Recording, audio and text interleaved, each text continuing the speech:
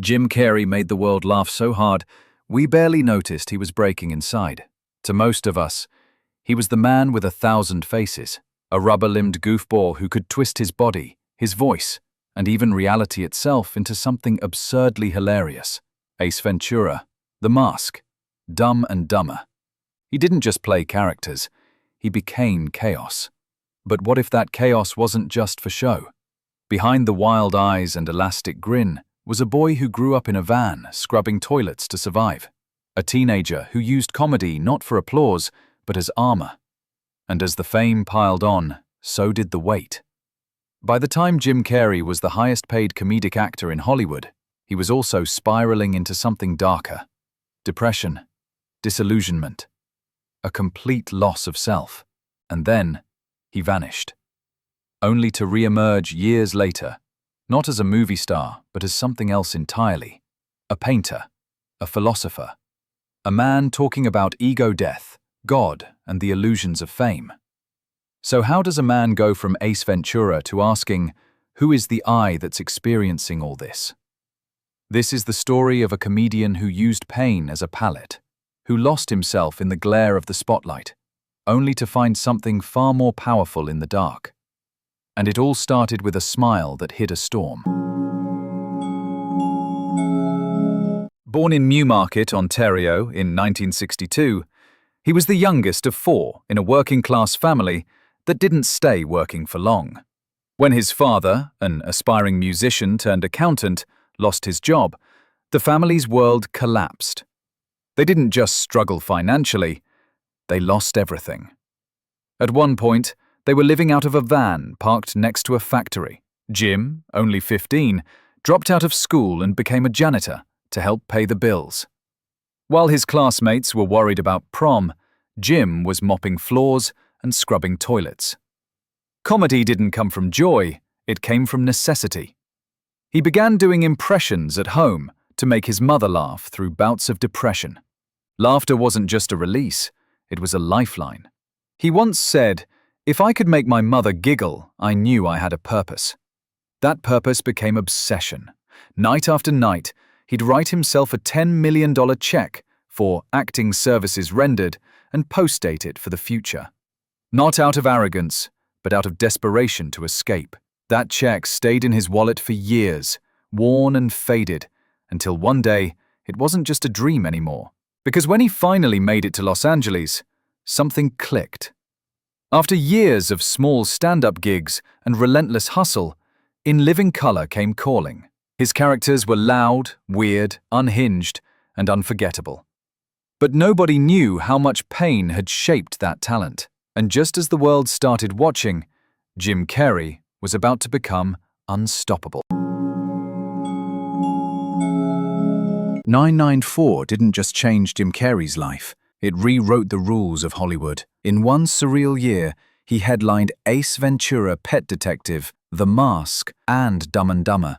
3 completely different characters, 3 box office smashes. One man pulling it all off, like a cartoon with a pulse. Almost overnight, Carrey became the face of comedy. Studios couldn't throw money at him fast enough. And behind the scenes, he was pushing himself harder than anyone knew, rehearsing every gesture, every expression, until it was perfect. What looked spontaneous on screen was in reality meticulously crafted chaos. Then came the paycheck that broke records. $20 million for the cable guy. People laughed at the number, but Carrey wasn't laughing. He was crumbling under the weight of success. The bigger the characters got, the more invisible he felt. He once said, "I played so many people I forgot who I was." And even as audiences howled with laughter, something inside him was slipping. He wasn't just performing for the world, he was performing for his own survival. It was a high-speed sprint toward a finish line that didn't exist. Fame had finally caught up with him, but it hadn't saved him, and the cracks were only beginning to show. As Jim Carrey's star soared, so did something darker, something that no amount of fame could silence. He had everything, the money, the fans, the legacy, but inside, he was spiraling. Behind the scenes, Carrey began battling a deep, relentless depression. He later described it not as sadness, but as a kind of emptiness, a numb, echoing silence that fame only made louder. He stopped being Jim. He started being the roles, the manic energy, the rubber face, the outlandish voices. None of it felt real anymore. It was all a mask. And when the cameras stopped rolling, he was often alone. His relationships became complicated. Public breakups, rumors, isolation, and the tragic death of Catriona White in 2015, his former girlfriend, cast a shadow over everything. Though lawsuits were later dismissed, the emotional impact was lasting. He withdrew even further from the spotlight.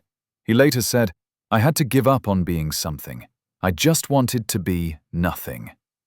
For someone who built an empire on identity and expression, losing himself wasn't just painful, it was terrifying. So he stopped chasing roles. He walked away from the grind. He didn't need another script. He needed silence. And in that silence, he found something unexpected. When words failed, Jim Carrey picked up a brush. Around 2010, while the world wondered where he'd gone, he was quietly painting in isolation. Canvases covered in bold strokes, explosive colors, haunted faces. What looked abstract to others was, to him, therapy. "I needed color," he said, and not just on a canvas. He needed something to pull him out of the gray. What started as a hobby became an obsession, a spiritual routine, hours alone in his studio, painting in silence, sometimes crying. Each piece held fragments of loss, confusion, love, and anger. And in 2017, the short documentary I Needed Color revealed this side of Carrey to the public for the first time. People were stunned. This wasn't performance, it was vulnerability. His work exploded across social media. Critics didn't know what to make of it, but it didn't matter. These weren't paintings for galleries. They were wounds, healed in oil and ink. Then, in 2022, he stepped into a new medium. NFTs, pieces like Sunshower fused art with spiritual messaging, meditations on grief, joy, and human fragility. But even as he embraced technology, the message stayed the same. Pain doesn't destroy you, it transforms you. And in every brush stroke, he was getting closer to something deeper.